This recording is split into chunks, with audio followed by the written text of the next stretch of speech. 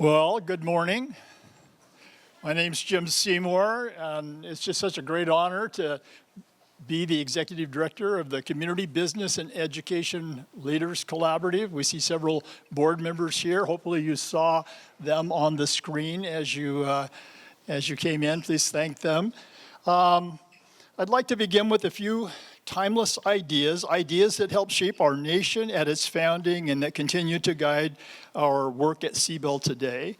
Philosopher Mortimer Adler called them the 6 great ideas: truth, goodness, and beauty, the ideas we aspire to live by, and liberty, justice, and equality, the ideals by which we are to govern and be governed. As we hear from grassroots neighborhood leaders and system partners this morning, I invite you to hold these 6 great ideas in mind. Truth, seeing things as they really are. Goodness, doing what is right even when it's hard. Beauty, finding harmony, hope, and wholeness in our communities. Liberty, creating space for every person to thrive. Equality, treating every neighbor with dignity. And justice, building a fair system where no one is left behind. These are not abstract ideals, they are living principles, and they come to life every day through our neighborhood family councils.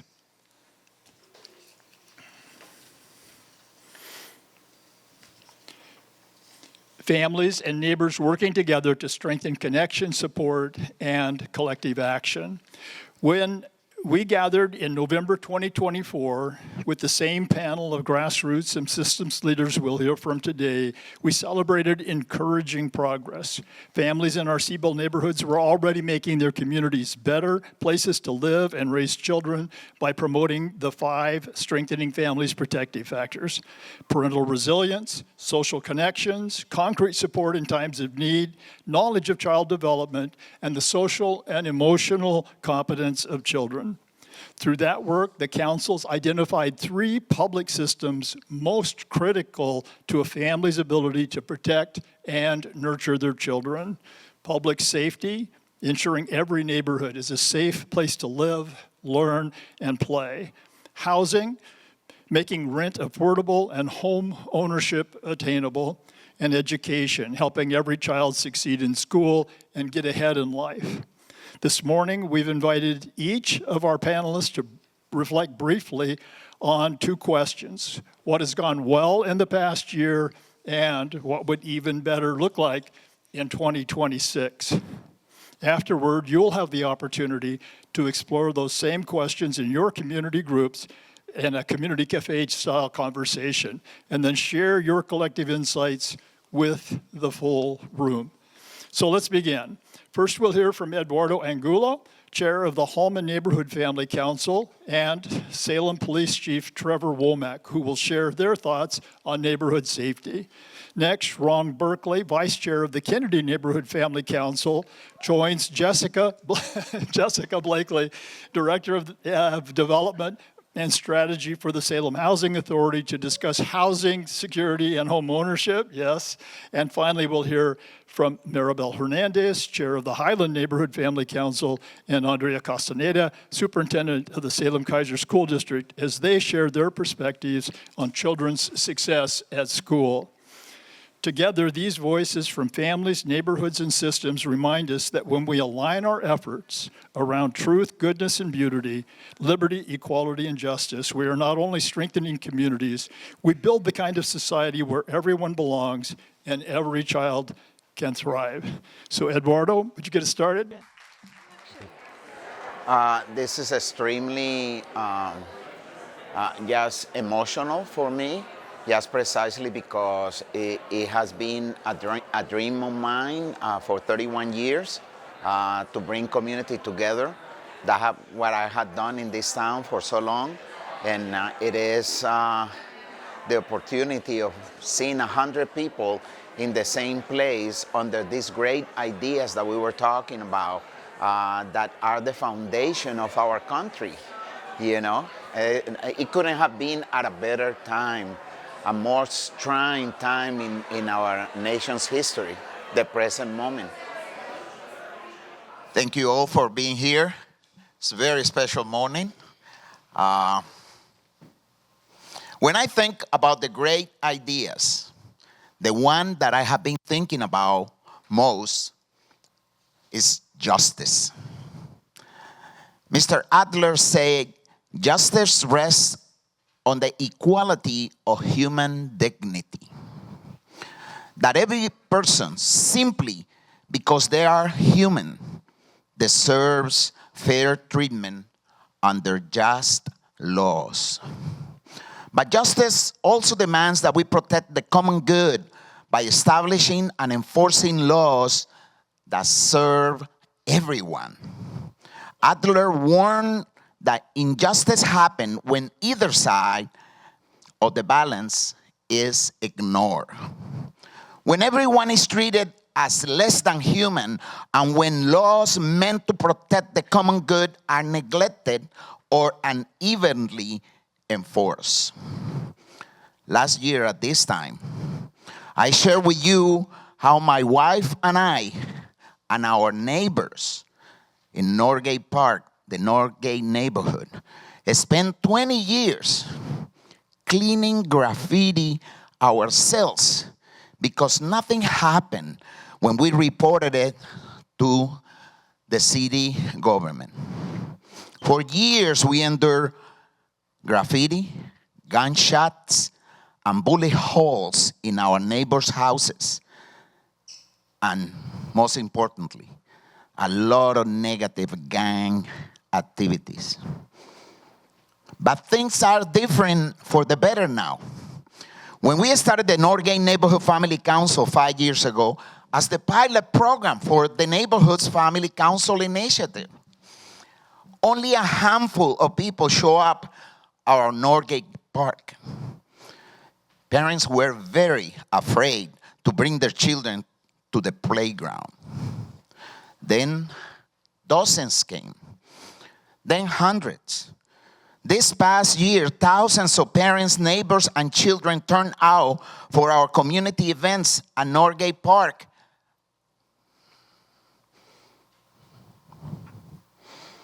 Now we had dozens of Latino parents bringing their little girls and preteens to soccer practices during the week.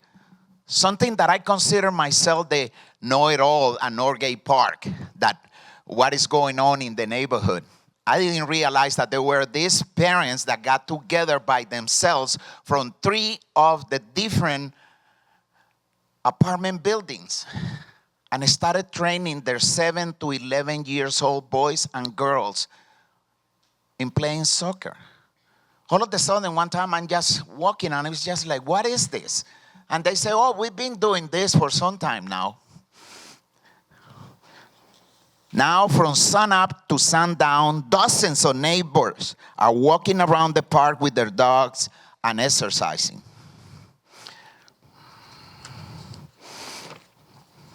Now, the Pacific Islander community shows up 2 to 3 times a week, especially during the spring and the summer, to barbecue, to practice their folkloric dances, play volleyball that they love, listen to music, a lot of laughter, and realization. Now, every afternoon, Norgate Park is where family gather to eat, laugh, and relax. They're feeling the safety that we have been building together. The Salem and the Kaiser police departments and leaders. And I just say this from the bottom of my heart. Let's give a big round of applause to our 2 chiefs of police because they have made it possible. They had offered not only themselves, but their departments to come out and support the activities of the neighborhood family councils. They're right here.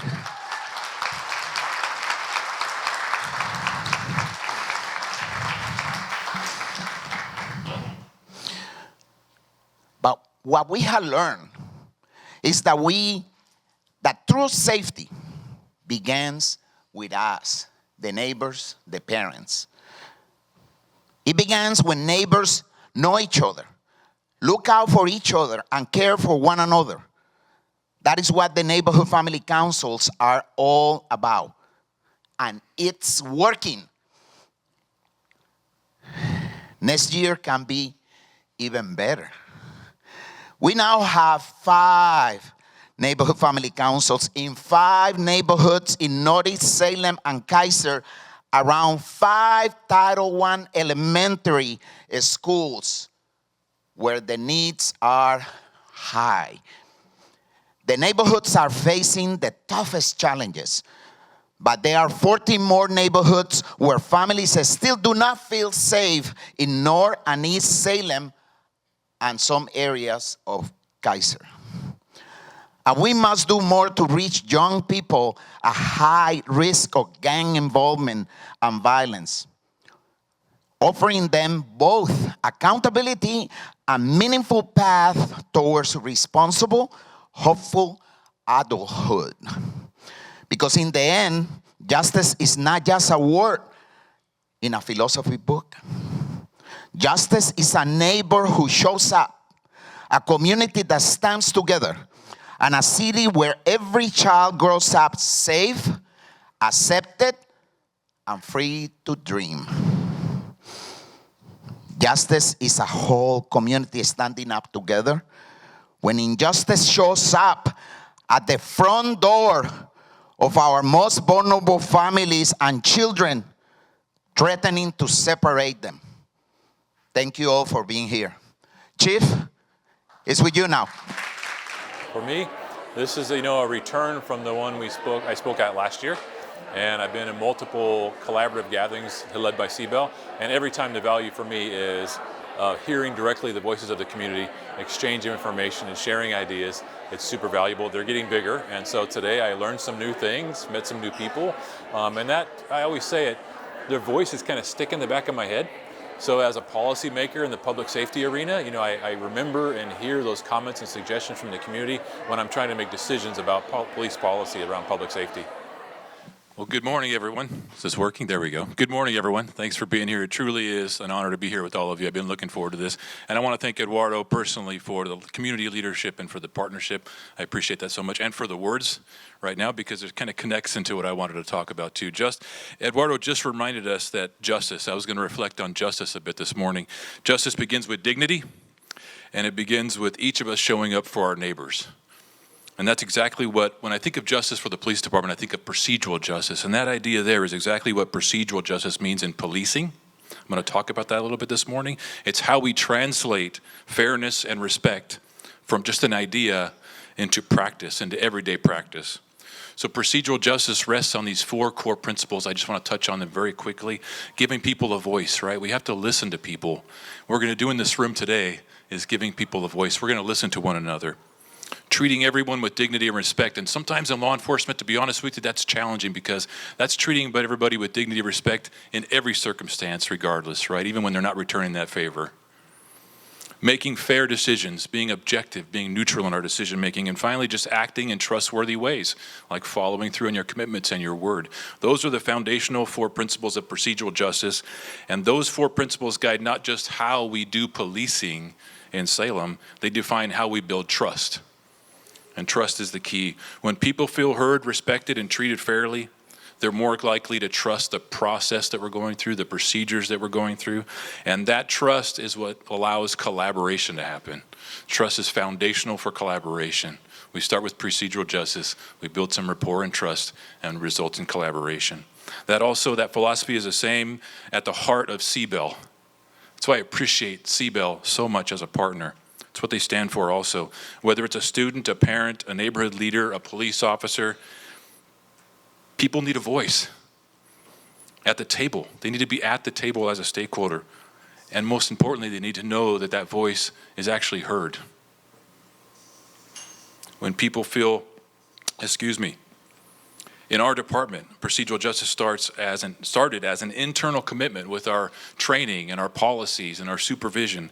But today it's become a bridge that connects law enforcement with the broader community.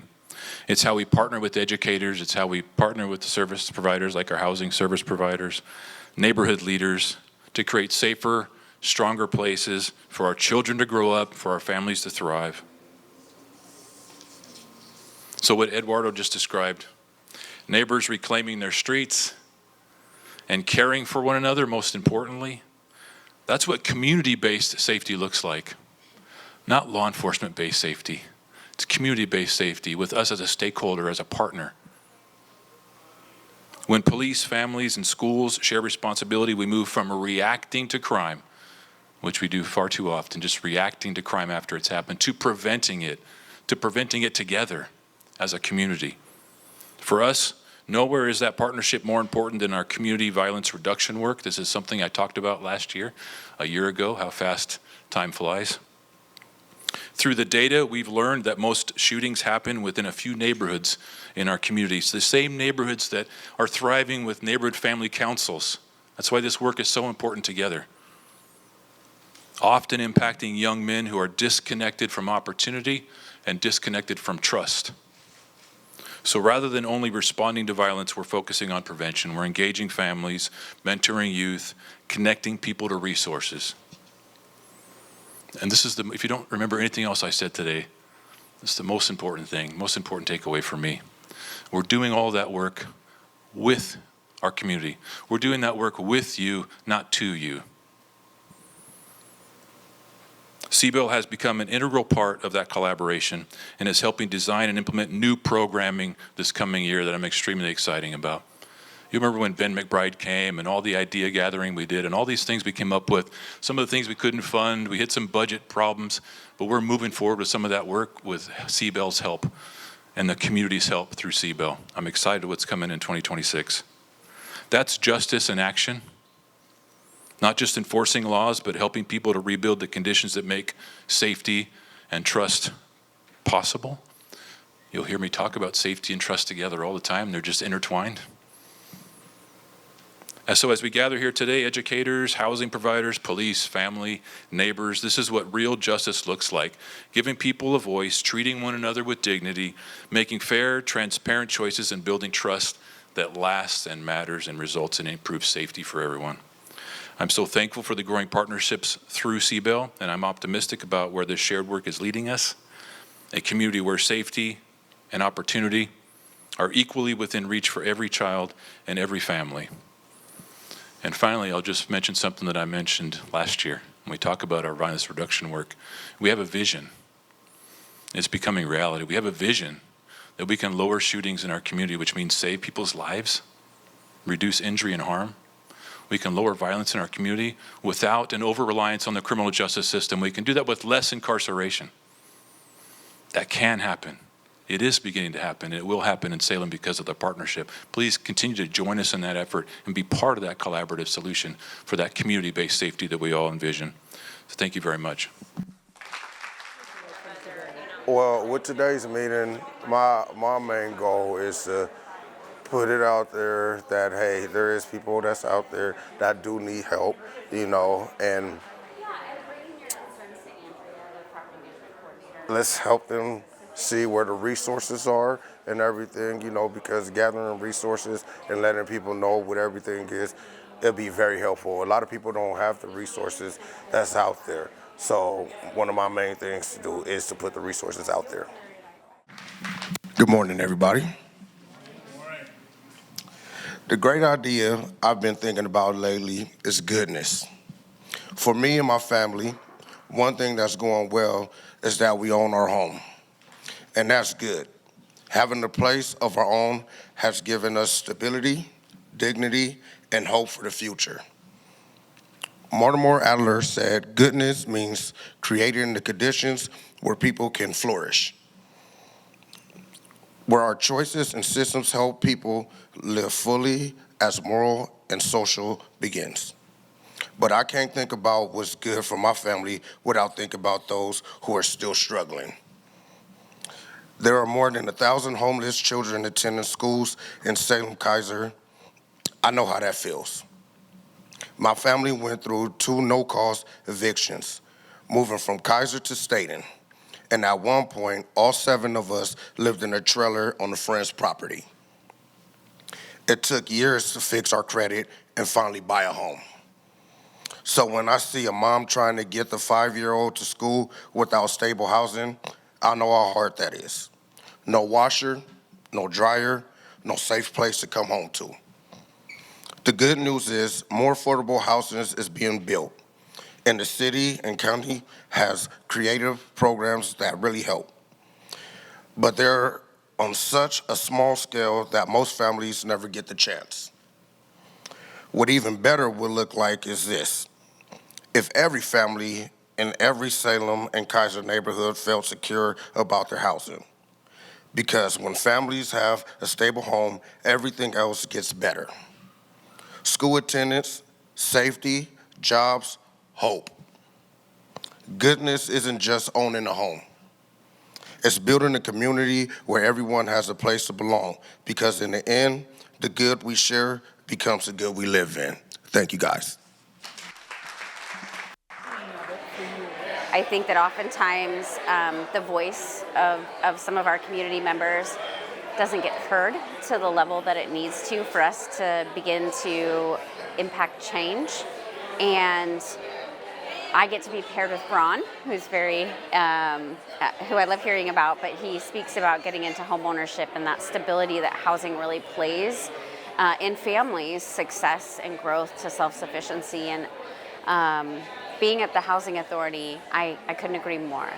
We see families from all walks of life, and being able to watch them through their journeys and to walk with them through their journeys is really it's impactful to me personally and professionally, but really personally because, you know, I grew up in these neighborhoods, and so I grew up in Salem, Northeast Salem, in fact, and not one of the greatest neighborhoods, and so being able to, I guess, represent a voice that maybe is underrepresented, even for myself, is just so impactful.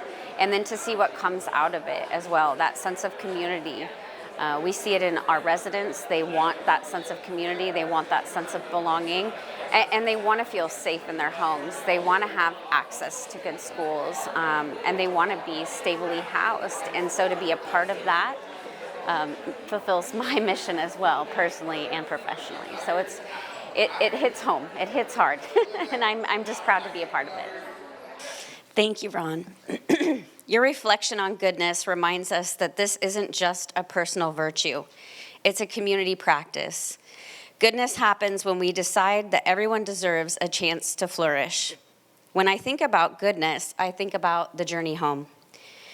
That journey can start in so many places. In a shelter, in temporary housing, or even without a roof at all. But wherever it begins, the path home is one we walk together as a community committed to making sure no one gets left behind. At the Salem Housing Authority, we see every part of that journey, from the unsheltered to stable housing, and hopefully someday to homeownership. Each step forward represents goodness in action, a family finding safety, a child sleeping in the same bed night after night, a parent finally able to focus on tomorrow instead of just surviving today. Last year when I was here, I shared about our vision for transforming our scattered site properties, which is 79 homes throughout the city of Salem and Kaiser, into opportunities to homeownership. I'm proud to share that that work is now underway. We are partnered with Habitat for Humanity to submit the first 33 homes for HUD approval to transition into homeownerships by 2027. These homes have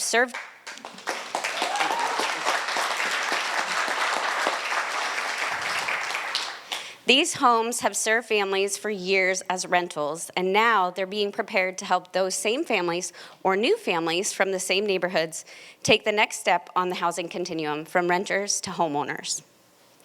This is one of the most meaningful projects we've ever undertaken because it reflects exactly what Ron spoke about, turning goodness into opportunity and opportunity into stability. At the same time, we're advancing another dream, a proposal to redevelop the old Park and Ride on Hawthorne and Market Street into an affordable mid-rise development for families. This project is in the Washington neighborhood, for those of you here, where a strong family council exists today. It represents our belief that goodness grows best where community roots are deep, where families help shape the neighborhoods they live in. Together, these projects reflect the full picture of the housing continuum, from outreach and shelter to supportive housing, to affordable rentals, and now to homeownership. We want every family to have a clear pathway forward, not just a place to stay, but a place to grow and eventually a place to call their own. At its heart, housing is more than construction, it's connection. It's how we say, you belong here. And that belonging is what transforms goodness from an ideal into something real, something visible, and something shared. If goodness means helping others flourish, then our work at the Housing Authority is to keep creating pathways that lead every person, no matter where they begin, toward home. Our mission at the Housing Authority closely aligns with Ron's reflection.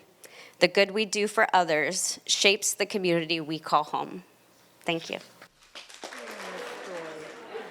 I took a bad situation into a good situation for my son and our entire family. This means the world to me. Has changed my life entirely.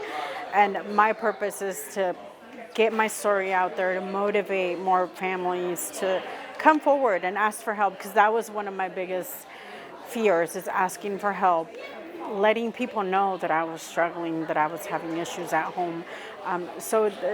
My goal is to share my story to motivate other parents to get involved in their kids' lives. Let me shake off the nerves. Hi, everyone. Good morning. My name is Maribel Calderon Hernandez. I am the chairperson of the Highland Neighborhood Family Council. As many of you remembered, I was here last year. Me and my husband are raising 4 children, 3 teenage boys, and 1 4-year-old daughter. The great idea I want to talk about today is liberty. Adler said, freedom is not the absence of restraint, it's the presence of self-control.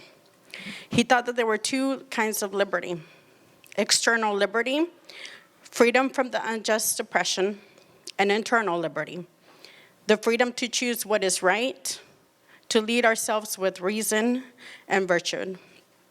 Adler said that if we ruled by impulse or fear, we're not truly free. Only people who learned to lead themselves can sustain a community that leads itself. That truth hit me. As a mom, there was days I felt like I was failing and that I was not free at all. But I've learned that real freedom begins inside, and it grows when you build community together. When I was growing up, I was never involved. My parents were always working. I had to come home and help. My husband and I were following the same pattern until the day we came home with our baby daughter from the hospital. We found the police waiting for us at the house because my oldest son had gotten in trouble. Once again, I felt like I was failing as a mother. But that moment changed my entire life. I joined the family council and found other parents that cared. It gave me confidence, friendship, and resources that I didn't know existed. Even though it was one more responsibility for me to do, I felt more free. My kids saw the change and then led. They joined wrestling, soccer, after-school clubs. My oldest son, the one that got arrested, graduated from high school, and his GPA for his high school year, or his senior year, was 3.5. He came from having a .006 GPA his freshman year. That was a big accomplishment. Today, he's free in the best sense of word, free to make choices and to build his future. He is now an adult. He's been at the same job for 2 years. It's been a journey. It's been a lot of up and downs and a lot of stressful moments, but he had the liberty to learn from his mistake. He made a bright future. He's a bright kid, smart kid. And people would tell me, it's just high school. Why are you making a big deal about it? Oh boy, you don't understand how much we went through to get to that high school graduation diploma. It meant the world to me. He has now been promoted as a shift leader for Carl's Jr., where he's been working 2 years, because he had the liberty to make good choices from a big mistake in his life. Across Highland and other neighborhoods with family councils, we're seeing that same kind of freedom. Families building community and belonging. Yale University even invited us to be the first in the nation to teach parents how to help children develop social and emotional intelligence. Because when kids learn to regulate their emotions, they become free to succeed at school, at home, and in life. What would make things even better is more families joining councils like ours, more schools partnering with parents, and more kids having safe, affordable places and belonging after school. And I want to take a moment to thank the Salem-Keizer School District and the police department, the probation officers, all the therapists out there, because they made a life-changing impact to my family. They, with all of them working with my son, he even told me, once I'm done with probation, I'm going to continue therapy. Because he saw that it made a change in his life. And with that, because liberty isn't just about laws or rights, it's about love. The kind that sets family free to thrive. Thank you. It is wonderful to be back after a year. It is also truly incredible that it has been a year. And I'm going to start just briefly by telling you some truth about Salem-Keizer, but I'm going to focus on the value of truth also. So in the last year, a number of really incredible things have happened, and I'll just give you like a few highlights. For the first time since the pandemic, we have growth in third grade reading. We have growth in eighth grade math. We have growth in eighth grade reading. Our graduation rates are up. Our student sense of belonging is up. Student-caused injuries to adults are down. Like, our indicators are trending in the right direction, and that is because of our staff. They have been working so hard.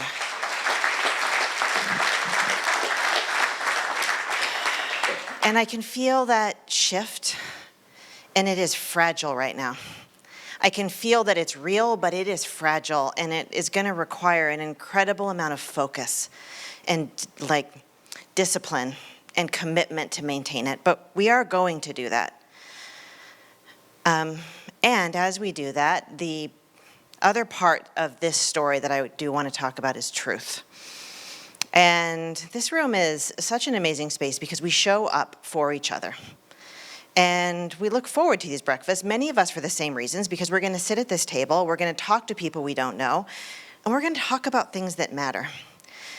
And so what I want to give this room is just a little bit of the truth that I feel is slowly getting leached out of me. And it's because right now I fear that we are in this moment where truth and trust sit in this awkward tension. You all deserve community leaders who you trust. You look them in the eye and you think, you are telling me the truth and I know it. And that feeling of trust is instinctive. When we're with someone, we know when we have it and we know when we don't. Right now, I can only dole out small amounts of truth before it starts to break that trust feeling.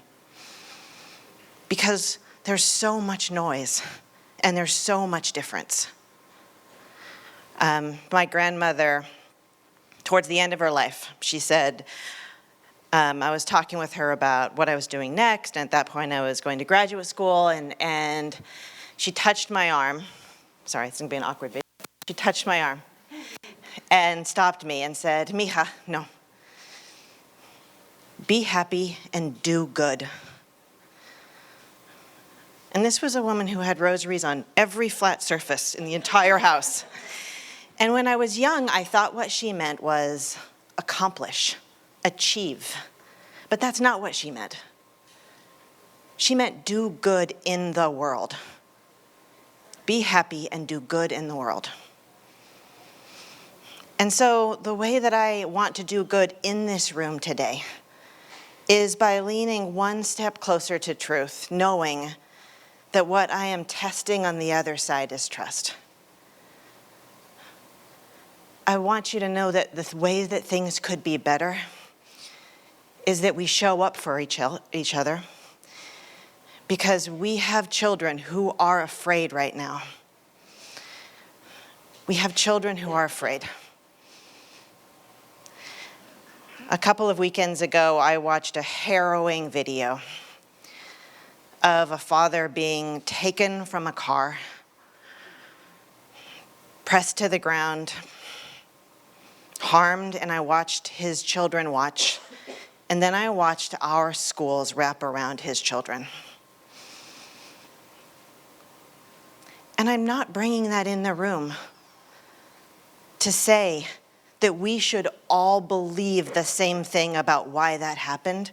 I'm bringing it in the room to say this is a room full of love. And neighbors show up for each other. And part of the truth of this moment, part of the goodness and the justice and the liberty and the beauty, is not being able to say that happened to someone else. It's not saying, I'm not going to watch that video, I'm not going to talk about that thing. Part of it, part of being in 1 foot in truth and 1 foot in trust is saying, I don't want that to happen to children. Children should not see that happen to their family members. And we have things we can do.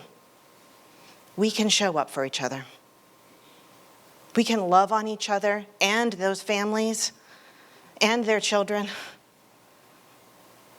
And we can be in spaces like this and believe in each other enough to say just a little bit more of the truth every time we're together.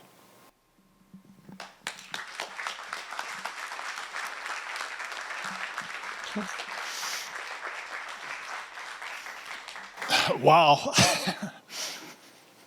I said I was going to tell a joke, but it's hard to tell a joke when you're crying, huh? So, but I want to tell it because I think it has some relevance. It's about this guy, he's talking to God, and he said, I heard like, $1 million, like in heaven, it would be just like a penny. Is that true? And I said, well, I guess you could think about it that way. And he said, yeah, and I heard that just 1 minute down here or 1 minute in heaven would be just like 1,000,000 years down here on earth. Is that right? And God said, well, you could think about it that way. I guess it's right. And the guy says, Lord, could I have one of your pennies? And God said, yeah, just a minute. And the relevance of this is that I think that the work that we're doing together here, building trust, building social cohesion, I see it as sort of like if you're trying to have this really powerful locomotive, it's got to have tracks in front of it. It's got to see where the curves are. And the only way to do that I know is to come together and talk and to build the road through our conversations. So that's what we want to invite you to do today. I want to share one other story with you. Probably 30 years ago, there was a guy, he was the executive vice president of Portland General Electric. He had 3,000 people in his chain of command, and the governor was just always asking him for support, and he was on different things, and I would go just to be a spectator. And I remember one day after a meeting, I went out into the hall at the Capitol, and I said, Mr. Lingasher, would you ever consider being my mentor? And he just sort of looked down and he said, oh, crap. And I said, what?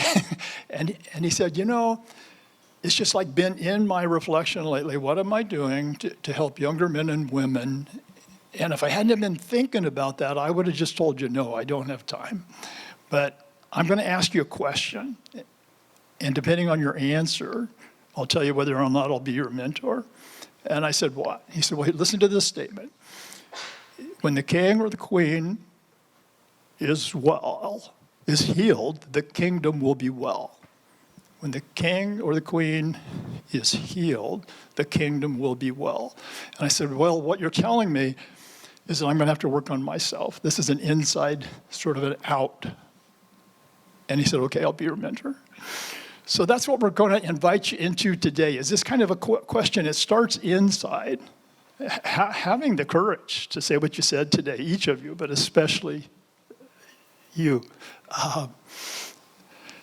It starts inside.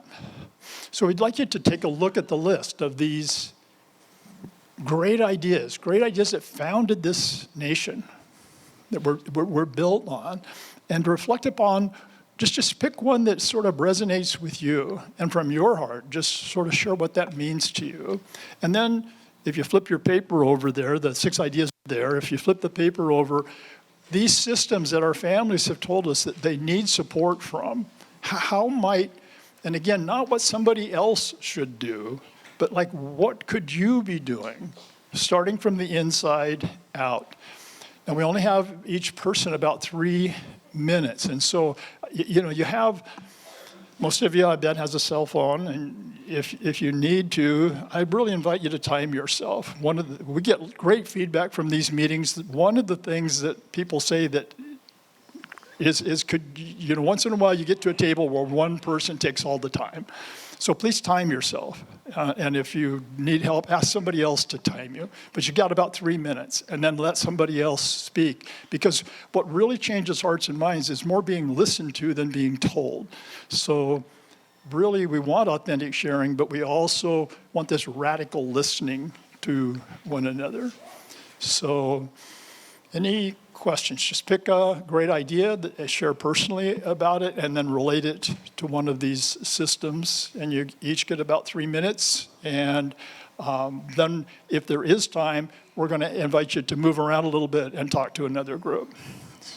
Any questions? All right, and then let's get started. Thank you. Yeah, I think everyone right now recognizes the need for community, the need for opportunities to care about one another, and to be able to still disagree, but not let our disagreement about some things get in the way of our being able to work together towards the things that we all agree are, critically important. Being able to, not just for myself and my family, to live in the kind of community I want to be in, where I feel safe and where I feel my kids and my grandkids are going to have opportunity. But yeah, then if I want that for myself, I have to help build it for everybody. So at the Mountain West Center for Community Excellence, where my office is, they have a sign that you can get a lot done if you don't care who gets the credit. And so I'm not trying to take credit, but I'm trying to say wonderful things are happening as the result of the community coming together.